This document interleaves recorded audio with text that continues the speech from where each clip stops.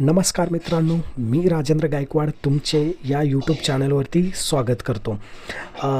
जसं की मी मागच्या व्हिडिओमध्ये सांगितलं होतं की या यूट्यूबच्या चॅनलच्याद्वारे मी जे माझं हे बुक ग्लोबली पब्लिश झालेलं आहे, the imperfect path to success.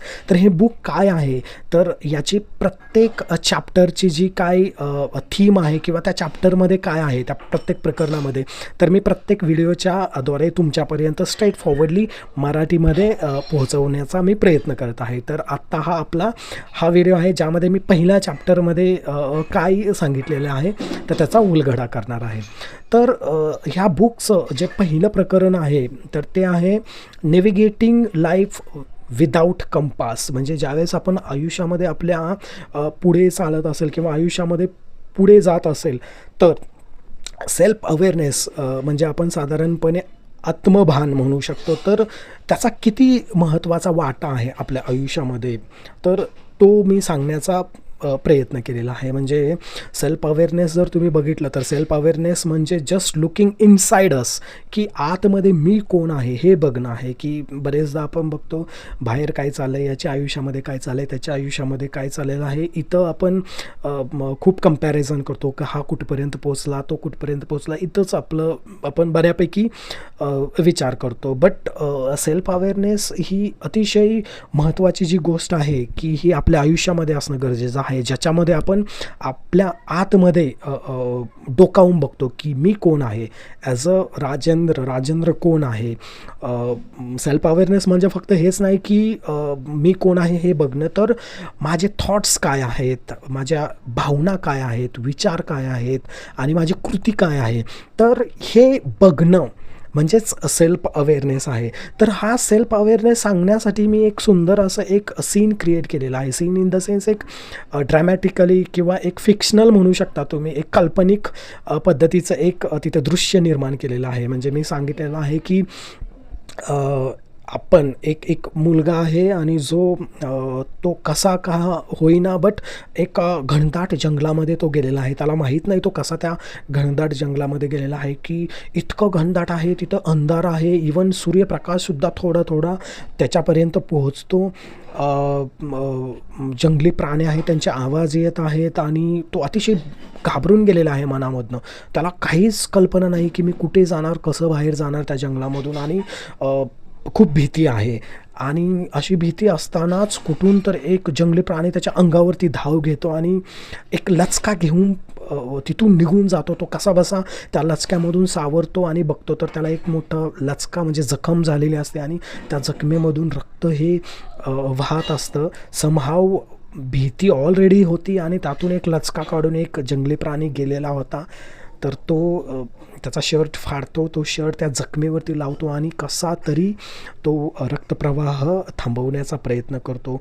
तो अतिशय घाबरला, एकतर मनामधून घाबरलेला आहे आणि त्यातून एक त्याला जखम झालेला आहे. आणि तो मग एक मोठं झाड बघतो आणि त्या झाडाच्या उंच अशा ठिकाणी जाऊन थांबतो.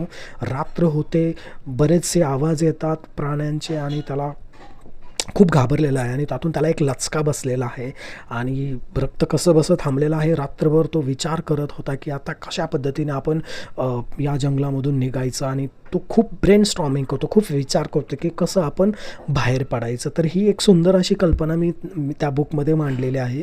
आणि तो विचार करतो, मग त्याला समजतं की मी एक मूव्ही बघितली होती, त्या मूव्हीमध्ये जंगलामधून कसं बाहेर पडायचं, तर हे त्याला समजलं. मग तो रिवाइंड करतो, तो आठवतो आणि खूप भूक लागलेली असते त्याला.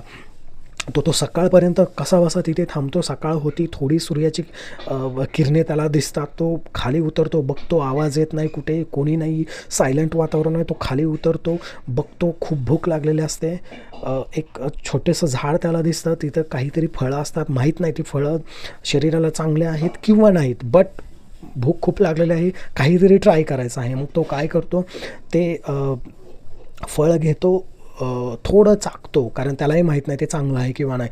थोड्या वेळाने बघतो रिॲक्शन काहीच नाही झाली, चांगलं आहे. मग तो फळं खातो. म्हणजे ही जी त्याची क्रिया तिथनं सुरुवात झाली. बरोबर, म्हणजे रिझनिंग करायची. तर मग तो फळ खातो, नंतर बघतो सूर्यप्रकाश कुठून येतो, इकडून येतो, म्हणजे इथून पूर्व दिशा असायला पाहिजे. पाणी कुठून खळखळत वाहत जातं, मग तो पाणी बघतो की इथून चाललेला आहे, याचा अर्थ इकडून कुठेतरी स्लोप आहे, म्हणजे इकडे पाणी चाललेलं आहे, इकडे चढ आहे.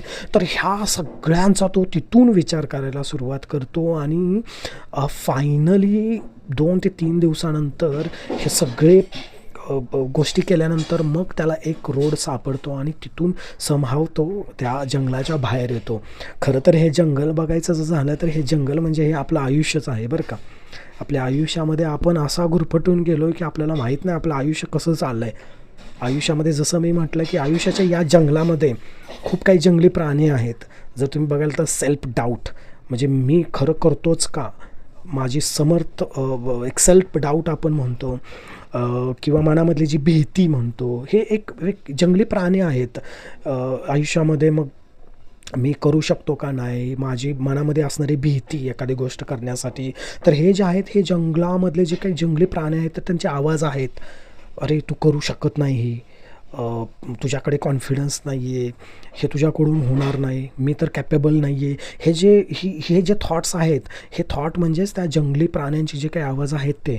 आणि मग आपल्या आयुष्यामध्ये आपल्याला असं काहीतरी होतं, असं काहीतरी घडतं तर आपण पूर्ण कोसळून जातो. म्हणजे एक जंगली प्राणी येऊन आपल्यावर जशी थाप किंवा एक हे झेप घेतो आणि लचका घेऊन जातो, तसंच आपल्या आयुष्यामध्ये काय होतं की अशी काहीतरी गोष्ट घडते की आपण पूर्ण कोसळून जातो आयुष्यामध्ये. आपल्याला समजत नाही नेमकं काय झालेलं आहे. अगोदरच मला काय माहीत नाही आयुष्यामध्ये कसं काय आयुष्य चाललं आहे, ऑटो पायलटवरती चाललं आहे, आणि त्यातनं अशी काही घटना घडते की आपण पूर्ण कोसळून जातो. मग त्या सिच्युएशनमध्ये मग आयुष्यामध्ये कशा पद्धतीनं पुढे जायचं, आयुष्याकडे कुठल्या माइंडसेटनं वागायचं, तर ते आपल्याला कसं कळेल, तर सेल्फ अवेअरनेसमुळेच कळणार आहे. म्हणजेच आपल्याला आतमध्ये बघायचं आहे की मी कोण आहे, माझी जी बिलीफ म्हणजे जे माझी जी धारणा काय आहे, तर हे असणं खूप महत्त्वाचं आहे. ज्यावेळेस मी कोण आहे हे मला समजेल, माझे विचार काय आहेत हे मला समजेल, माझी भावना काय आहे हे मला समजेल, किंवा माझी जी कृती काय आहे